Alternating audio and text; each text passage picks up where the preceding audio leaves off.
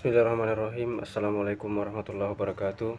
Alhamdulillahirrabbilalamin. Wabihi nasta'in wa ala umuri dunya waddin. Wassalatu wassalamu ala rasulillah Muhammadin sallallahu alaihi wasallam.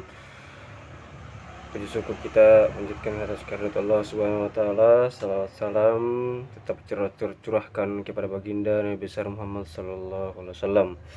Pada hari ini saya akan mencoba menjelaskan tentang pengertian media, yaitu media berasal dari kata bahasa Latin medius yang secara harfiah berarti tengah, perantara atau pengantar. Dalam bahasa Arab, media adalah perantara atau pengantar pesan dari pengirim kepada penerima.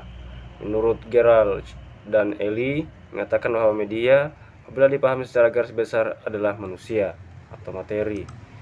Kemudian media apabila dipahami secara garis besar adalah manusia, materi atau kejadian yang membangun kondisi membuat siswa mampu memperoleh pengetahuan, keterampilan, atau sikap.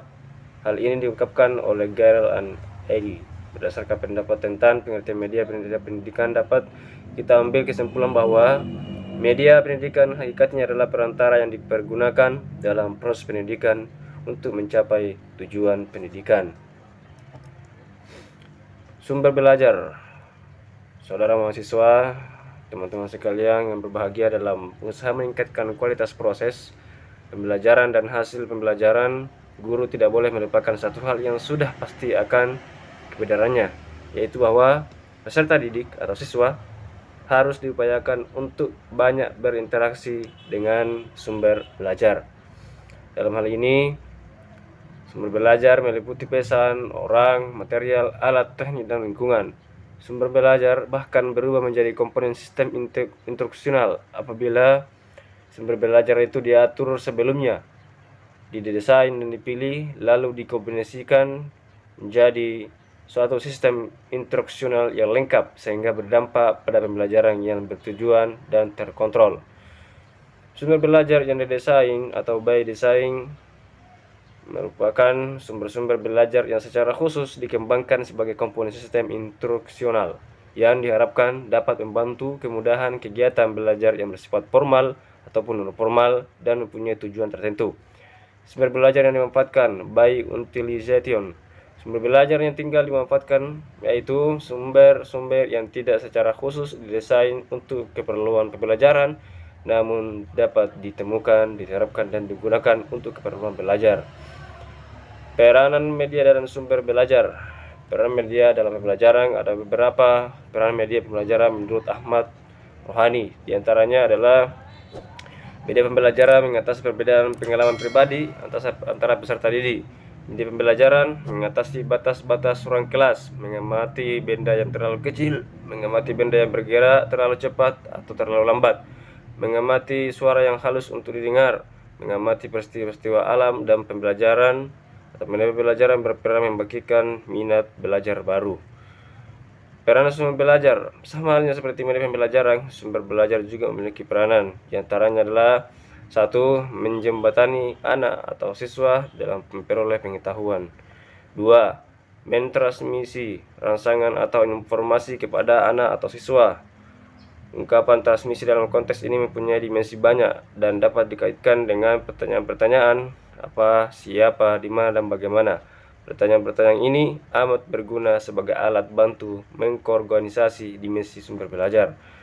Manfaat media dalam sumber belajar. Manfaat media pembelajaran secara khusus. Manfaat media pembelajaran seperti dikemukakan oleh Kemp dan Dayton, yaitu 1. Penyampaian materi pembelajaran dapat diseragamkan. Guru mungkin mempunyai penafsiran yang beraneka ragam tentang suatu hal melalui media. Penafsiran yang beraneka ini dapat direduksi sehingga materi disampaikan secara seragam. 3. Proses pembelajaran menjadi lebih menarik. Media dapat menyampaikan informasi yang dapat didengar dalam bentuk audio dan dapat dilihat dalam bentuk visual sehingga dapat mendeskripsikan prinsip, konsep, proses maupun prosedur yang bersifat abstrak dan tidak lengkap menjadi lebih jelas dan lengkap. Kelima, proses pembelajaran menjadi lebih interaktif. Manfaat sumber belajar meningkatkan produktivitas pembelajaran dengan jalan mempercepat laju belajar, dan membantu guru untuk menggunakan waktu secara lebih baik, dan mengurangi beban guru dalam menyajikan informasi sehingga dapat lebih banyak membina dan mengembangkan gairah. Kedua, memberikan kemungkinan pembelajaran yang sifatnya lebih individual dengan cara mengurangi kontrol guru yang kaku dan tradisional, dan memberikan kesempatan bagi siswa untuk berkembang sesuai dengan kemampuannya. 3. Memberi dasar yang lebih ilmiah terhadap pembelajaran dengan cara perancangan program pembelajaran yang lebih sistematis dan pengembangan bahan pengajaran yang lebih dilandasi dan penelitian. Keempat, lebih menempatkan pembelajaran dengan jalan meningkatkan kemampuan sumber belajar, penyajian informasi dan bahan secara lebih konkret. Kelima, memungkinkan belajar secara seketika, yaitu mengurangi kesenjangan antara pembelajaran yang bersifat verbal abstrak dengan realitas yang sifatnya konkret, memberikan pengetahuan yang sifatnya langsung. Kelima, kemudian keenam, memungkinkan penyajian pembelajaran yang lebih luas dengan menyajikan informasi yang mampu menembus batas geografis. Mungkin dari itu yang saya sampaikan. Sekian dan terima kasih. Assalamualaikum warahmatullahi wabarakatuh.